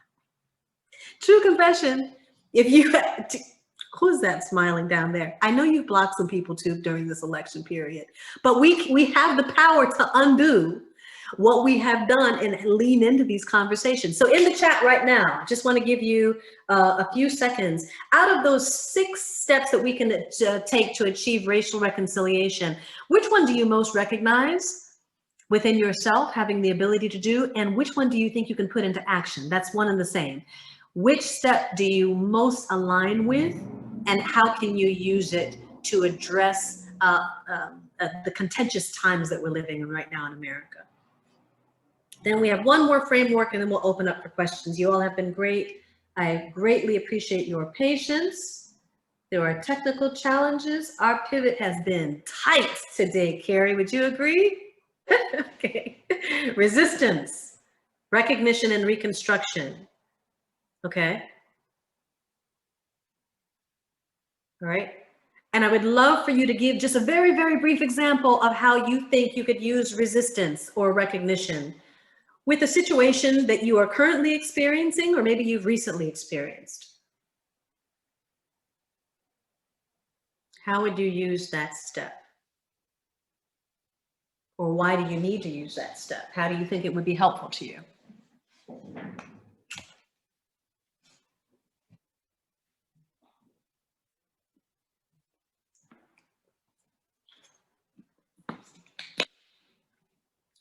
resistance, speaking out against racism. Carrie, thank you. Acknowledging what you did, asking for what's wrong, and immediately when observed, Resistance, okay. Very good, Joanne. Being a better ally by educating myself in areas I do not understand. I'm doing it all the time. You know, I teach this topic, but I got to tell you, my archive of articles and research is deep. Resistance, attending protests and community. Repentance, give people a chance to redeem themselves. Used to exclude people of color. Good, thank you, Anne. I'm a librarian. Libraries used to exclude people of color. I try to make everyone feel comfortable. Thank you for that. Interracial group of women meeting to educate each other. Repair and reconstruction, good. Very good. Carrie, I'm on board with you. I have the most difficulty with reconstruction because it's hard to forgive behavior that I find really ignorant. I get it. I'm with you 299%. But what we have to do is put into action empathy. Try to understand that person before you judge. I did not say it was easy, but try to really hear that person out and understand them before you judge. Yeah. All right, and next slide, Carrie. Thank you very much for that. This section is not called emotional, it's emotional leadership, right? So that's number 4 of our 4-step anti-racist leadership strategies that you can engage today. Recap, collaboration, accountability, reconciliation, and emotional leadership. I think this is really one of my favorite, and perhaps because it's rooted in the practices that were promoted by Mahatma Gandhi and Dr. Martin Luther King, who are certainly 2 of my role models. Martin Luther King once said, "I choose love. Hate is too difficult a burden to bear." I think that when we tap into our heart muscle, that we can find so much more sustainability in our solutions than what our mind tells you, yeah? The mind tells you immediately to reject negative thoughts. The mind tells you to block somebody on Facebook because of an ignorant statement. The mind tells you to unfriend them because you really thought you knew this person, but they just posted a picture of a bottle of Trump wine and drinking it. Okay, I may have been guilty of that. Not drinking Trump wine, let's be very clear. But I was shocked that this person was so tone deaf that they would promote that in some of the spaces that we share. So tapping into our heart instead of our mind is a powerful solution. Next slide. When we think about standing in the gap of social injustice, rarely do we think about emotion. If we do, we often allow it to trigger hatred and anger, then drive us to solve those harder questions. Today, professionals are taught to dispose of their emotions when they make critical decisions, but I happen to think it's one of the singular most powerful tools that we can use, that we have at our disposal. Now, that doesn't mean that we run around and make out with all of our self-proclaimed enemies, right? Kisses and hugs, they're not gonna help. There are men who march with the Confederate flag in front of the Virginia Museum of Fine Arts every Wednesday. I have seen them for 4 years. And I gotta tell you, instead of hatred, I really wanna go up and hug these men. I really do. But anytime I've told a colleague, they're like, "Wande, don't do that, don't do it." I'm like, but what if they just, maybe it's me. I'm like, what if they do just need a hug? And for them to understand, to hear from one person that has absolutely been on the receiving end of systemic racism many times throughout her lifetime, to hear that you don't have to stay in this place, even though you find value in it, for you to understand how much it hurts people, and you don't have to stay here, and it's okay for you to come to the other side. Not politically, not racially, but where your heart lies, it's okay. But I haven't gotten the hug yet I've listened to my peers instead of acting on my heart. I'll tell you if that changes. I may need some time to work on that one.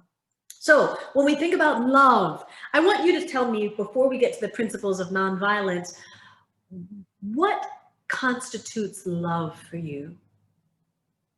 I'm not going to define it for you. Intimate relationship, personal friendship, familial relationship. When do you know that you are loved? In the chat, please. When they remember my birthday. Leonardo, when is your birthday?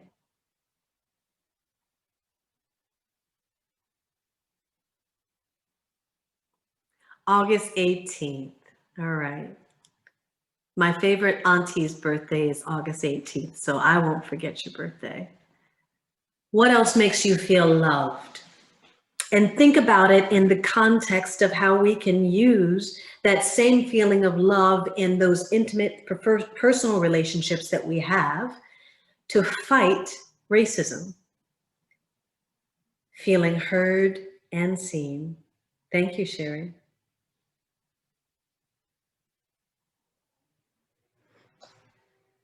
Mutual respect.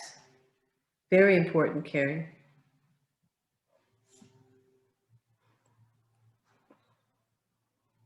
Feeling valued.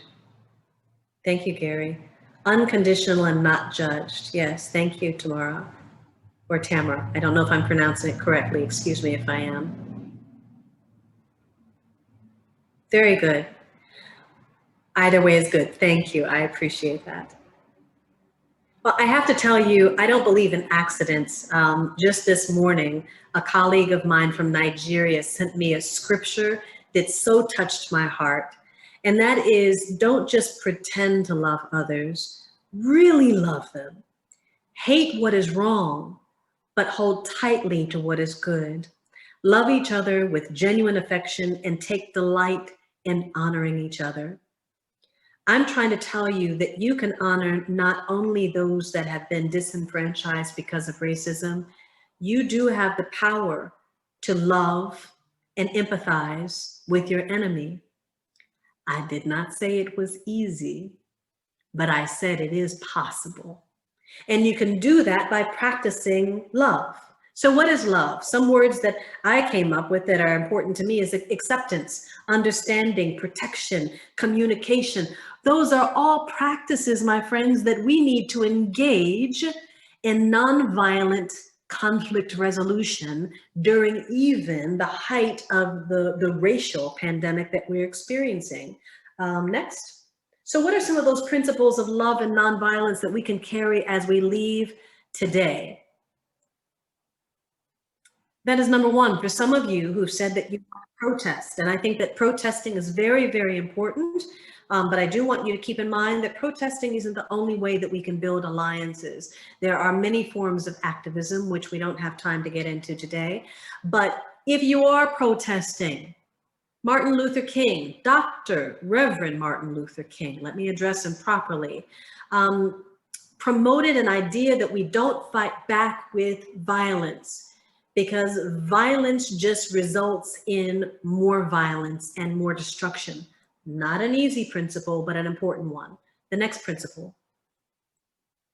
We fight, when we fight for peace at all costs. It is possible to love an enemy, even in the midst of conflict. I know this because I have negotiated my own extortion attempts in my life a few times.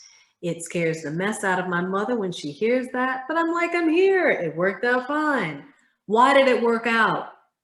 Because I chose to fight the conflict that was in front of me with love, peace, and understanding.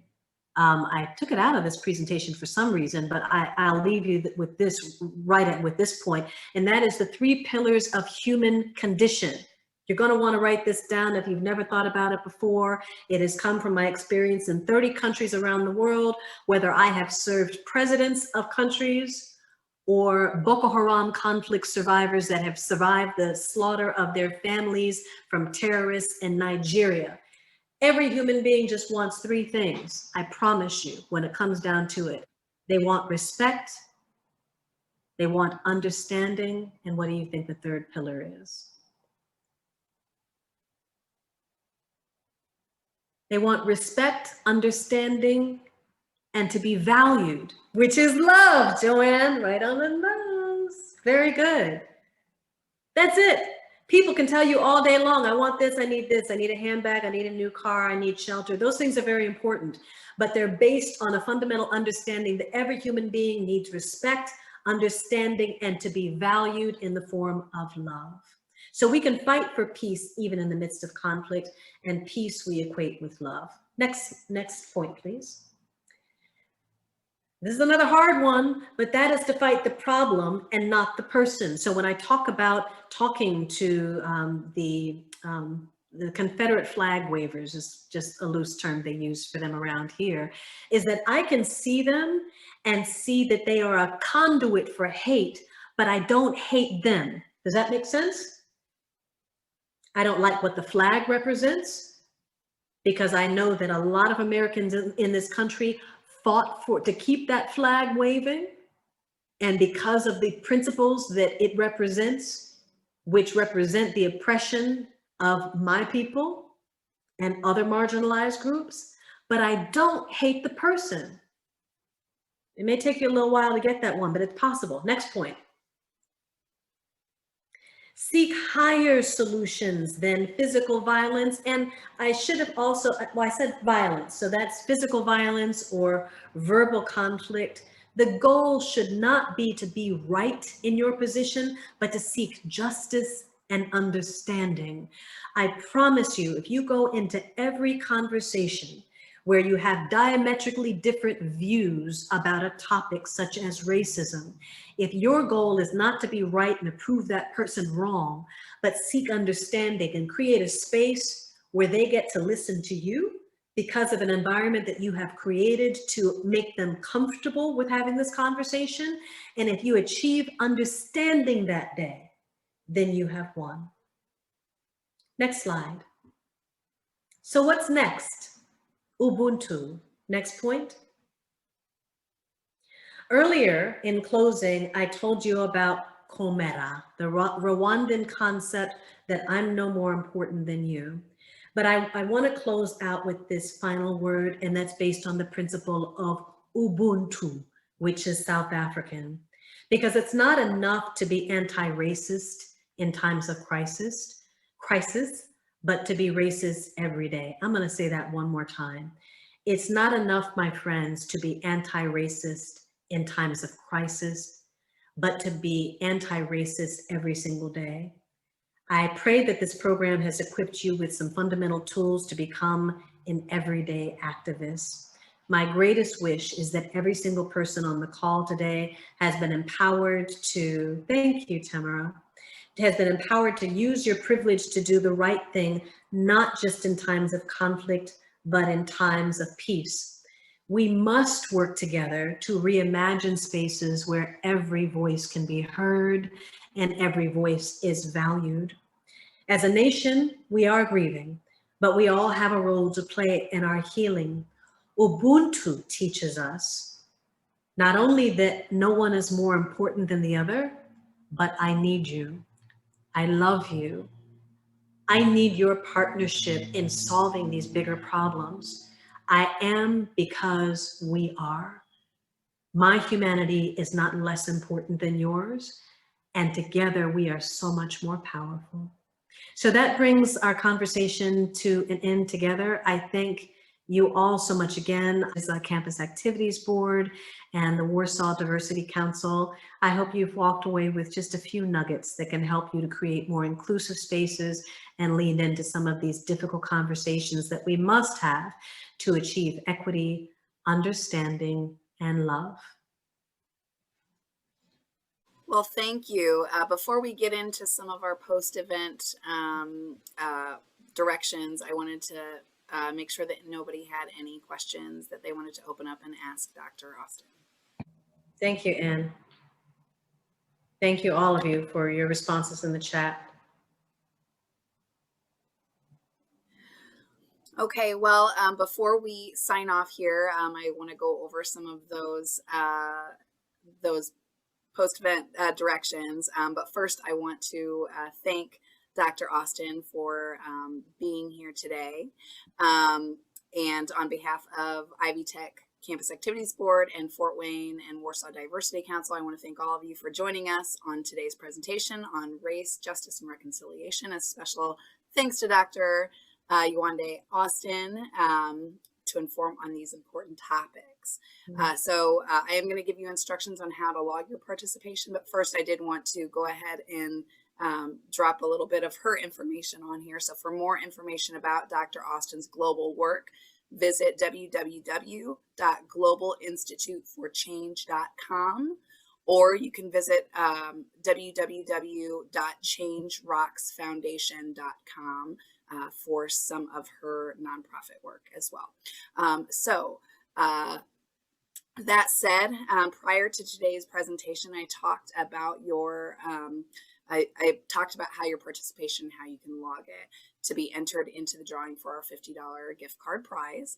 In order to log participation, you will need to, I'm going to stop the share here. Okay, so in order to log your participation, you will either type in the link that I have listed down here. If you guys can see that QR code here, the link here is link.ivytech.edu/join-anti-racism. You can type that directly into your web browser, or you can use your mobile device to snap that QR code pictured, and that will route you to the connected link. So when you click the link, you'll be routed back to our Ivy Life page with a note that says your participation has been tracked for this event.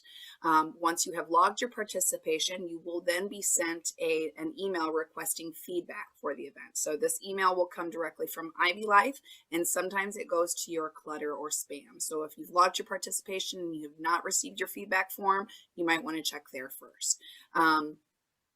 We ask all participants to complete the feedback form to help us gauge your learning for this event in order to be entered into, and also in order to be entered into the second drawing for the second $25 gift card. Feedback needs to be completed within 72 hours of logging your participation. So that is when the feedback form expires for each individual. So to review, you'll want to enter this link into your web browser or snap the QR code to log your participation for entry for the first $50 gift card prize. Then check your email inbox or spam folders for the feedback request form from Ivy Life and complete that within 72 hours to be entered into the second drawing for $25. Participation and feedback tracking will only take place through October 28th, 2020, at which point our winners will be notified. Viewers who watch this event via the recording after that time will be ineligible for the prize drawings.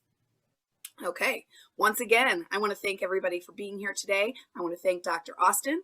If anybody has any additional comments that they want to, okay, I'm sorry, Sherry is asking where to find the recording. So the event listing from your email, if you click on that, that is where you can see the recording. You can always also always check it out on our YouTube channel, which is link.ivytech.edu/TitanTube. And we look forward to you guys viewing it there. So if nobody has anything else, I really enjoyed this so much. I got one more thing. Can you hear me? Yeah. Okay. I got 6% left on my computer, and I promised a dear friend who's on the call today that I would sing. Can I sing a song as we go out? Yeah, is that cool? Okay, you all can find this video on YouTube. I shot it many years ago. Don't judge the outfit, please. I can't fit it anymore, but it was fun when I wore it. It was like this futuristic, anyway, you just have to watch it. The song is called War, and it speaks of love, yeah? So it goes, in the heat of war, not afraid to die for what I believe's on the other side. Peace and love, no disgrace. Nobody wins the war in this human race. I'm gonna need you all to take your microphones up, unmute yourself, because I need a little bit of feedback here. Here's the chorus.